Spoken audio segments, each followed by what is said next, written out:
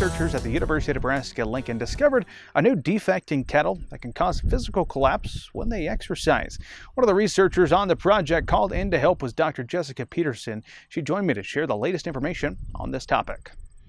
So we're talking about Shakey Calf Mutation. Set this up for us. What is it and how did you discover it? Sure. So the Shakey Calf name was something that we just started calling it after we got a series of emails from folks here at Goodmanson saying they had some calves that couldn't keep up with the herd. And they're moving pastures or something like that, and they look back and these calves were basically down.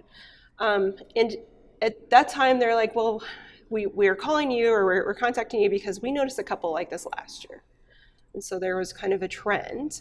When we got a couple of these calves to Lincoln, we tried to replicate the exercise of moving pastures, and the calves really wouldn't move. I think they knew that was an issue for them. But when they would stop, they would tremble. So their muscles would tremble because their muscles were exhausted. And so that's how the name Shakey Calf got started. But because they had seen issues in the past calf crop and they were seeing some issues again, we started asking the question of, could this be genetic?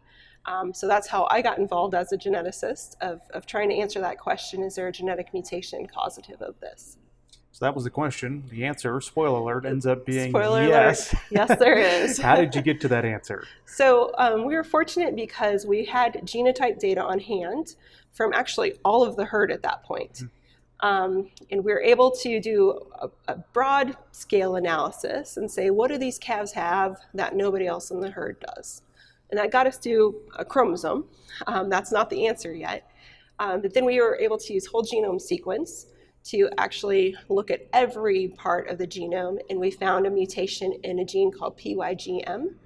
That's really important for the breakdown of glycogen, which is needed to create energy in the muscle of these calves. So we went from big scale genotype analysis to whole genome sequencing, fine scale, to find that mutation. So with a genetic mutation, there's not necessarily something people can implement on their operation if they have the same challenge, but you all identified this is out there, and now you can inform producers to be watching for this, right? Absolutely. So this has been traced back to a Red Angus AI bull. And so there is a commercial test that the Red Angus Association is working with Neogen to develop and make available to producers so they can know if their animals are carriers of this mutation. Mm-hmm. Well, the behind the scenes of finding all this is fascinating to me, of the partnership too between the Goodmans and Sandhills Laboratory. Hey, we noticed this, making the call for you to be involved in the project. Talk about the importance of having this laboratory here in the Sandhills to be able to detect things like this and then do the research. One was that the folks at Goodmanson noticed this and then connected it to what they had seen previously in only a couple calves that prior year. And then connecting that to researchers at UNL, I work with some veterinary diagnosticians who are excellent. So they're able to refine what are we seeing in the muscle. Like we did muscle biopsies, we looked at, after we harvested a few of these animals, we looked at those particular traits, and we were able to confirm that what our mutation is doing is in fact showing up in the proteins and in the muscle, and it makes sense. Beyond that, the meat scientists got involved. And that's something that I didn't expect in this particular case.